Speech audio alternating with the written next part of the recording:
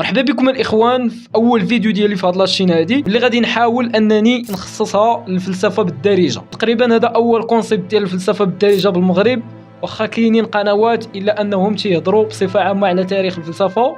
في هاد لاشين هادي غنحاول انني نقربكم شويه من الفلسفه بالدارجه، وغنحاولوا اناليزيو بزاف ديال الحوايج.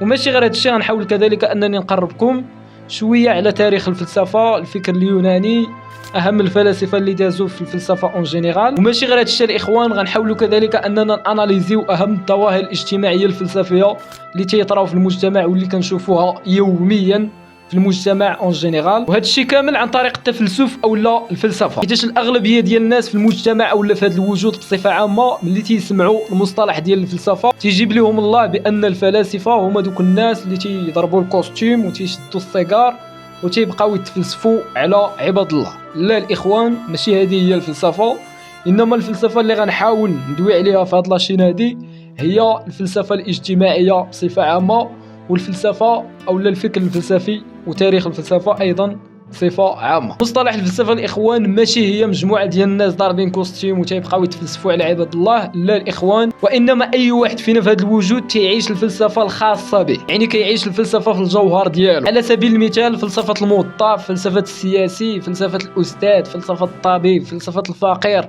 فلسفه البناي، فلسفه التلميذ، فلسفه اي واحد في هذا المجتمع راه تيعيش الفلسفه الخاصه به. المهم اي انسان على وجه هذه الكره الارضيه راه تيعيش الفلسفه الخاصه به، كل واحد متخصص في الفلسفه ديالو. داكشي علاش كنلقاو الناس والشعوب مختلفين في الاراء والمعتقدات والديانات ديالهم، ولكن في اخر المطاف القاسم المشترك ما بين هاد الناس وما بين هاد الشعوب هي المجتمع او لا فلسفه المجتمع. بمعنى اخر ان الاشخاص او الانسان بصفه عامه تيفرغ الفلسفه ديالو في المجتمع.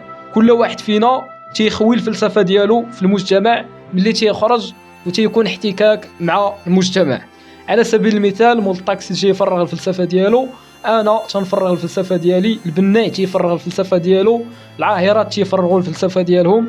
اي واحد فينا في هذا المجتمع تيفرغ الفلسفه ديالو عن طريق لا ميثود ديالو هو، وفي اخر المطاف كنخرجوا بواحد النتيجه الا وهي فلسفه المجتمع. دونك الاخوان هذا هو الكونسيبت ديال هاد لاشين، يعني الفلسفه بالدارجه اون جينيرال اولا الفلسفه الاجتماعيه، الفلسفه ديال الراب، الفلسفه ديال السياسه، الفلسفه الرياضيه، اي حاجه كتوقع في المجتمع غنحاولوا اناليزيوها فلسفيا. هادشي غيجيكم غريب الاخوان، ولكن مع الوقت ومع الفيديوهات راه غادي تفهموا. ماشي غير هادشي، كذلك الاخوان غنحاول انني نقربكم شويه من تاريخ الفلاسفه، اهم الفلاسفه اللي دازوا في التاريخ من طاليس، سقراط، ابيقور، اي واحد الى اخره.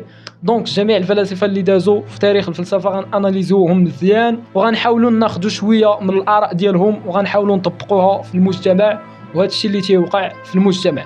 دونك الاخوان كنتمنى ان الكونسيبت ديال لاشين يعجبكم، كنتمنى انكم ديروا واحد المتابعه، واحد لايك وشي تعليق زوين. هادشي اللي كاين. تهلاو.